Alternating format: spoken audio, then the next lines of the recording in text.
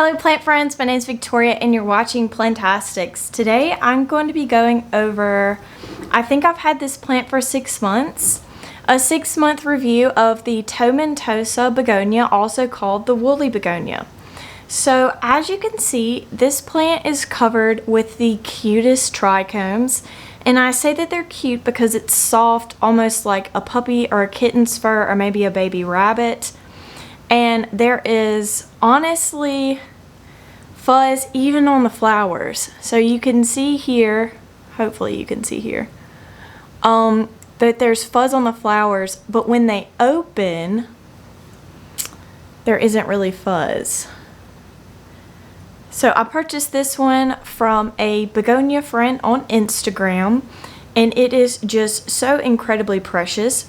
So I am going to go over the care and really how much I just love this plant. So this plant is really easy to care for. It's honestly like almost any other cane begonia. The only thing that I've learned is that it does like a little bit more light, and I've also kind of amended the soil with bark instead of perlite. And you can see there's just roots all throughout here. And I have propagated it to hopefully make it look like a fuller pot. But you can kind of see the roots, hopefully.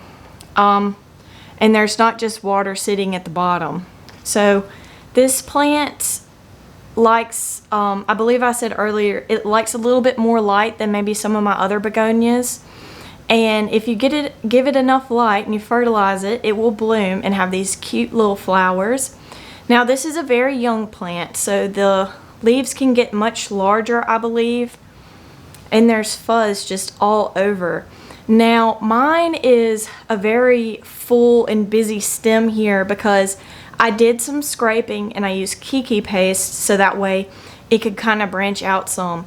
So I say it needs more light because where I had it with my other begonias were happy, very happy, but this one was kind of etiolated. So I put this under my T5 grow lights and used the kiki paste to kind of encourage it to grow out, and as you can see, it did.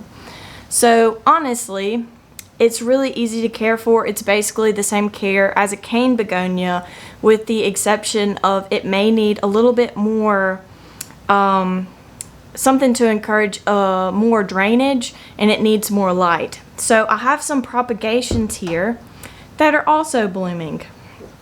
So I'm going to show you them in the various stages of them being in water. So this is one that I just cut, and I cut it because I didn't like the way this leaf looked, honestly. And it's not the worst thing, so we're just going to take it off. And you can see the sheaths are even covered in fuzz. And then there's some there. So you can see that there's a node right there, and you can see a small little root starting to form. So this one's been in there for a little bit longer, and you can see it's got a few more roots than maybe the other one does. So that's that one. And this one's been in there for longer than that one, and you can see it's got some blooms as well. And you can see kind of what the roots look like. Now these are not ready for soil, but they will be maybe by the end of the month. This is the first week of the month, so they just need a few more weeks. And this is a node that I had, and I put it in water and it grew roots, so I put it in here. My goal is to have like a super full pot of this because it's so incredibly fuzzy and precious. So I'm going to try to start remembering to provide 3 reasons why you would want this plant. So the first reason to have this is if you already have cane begonias and you have had great success with them, I would get this because you probably already have all of the skills to take care of it. The second reason is because of how fuzzy and unique this is. I don't really have a lot of fuzzy plants. I believe this is the only one that I have. It's just so precious and fuzzy. It's just covered in fuzz with the exception of the inside of the flowers. And it doesn't matter if the flowers are male or female. Currently, it only has male flowers. One female one that I had has dried up and fallen off. But so it's incredibly fuzzy. And the third reason is that it's just so, I guess, odd. It's a little odd plant because it is fuzzy. But that's kind of just like the second reason of it having fuzz.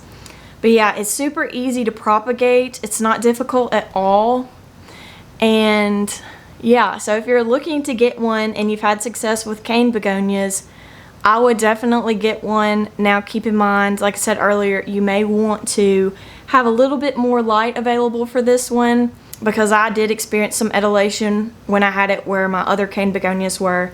But other than that, it's just a really beautiful plant, and it would be a really great addition to someone's collection if you can find one. Thank you so much for watching. Be sure to like this video and subscribe if you'd like to see more. Comment your favorite odd begonias. I'll be seeing you next time. Goodbye.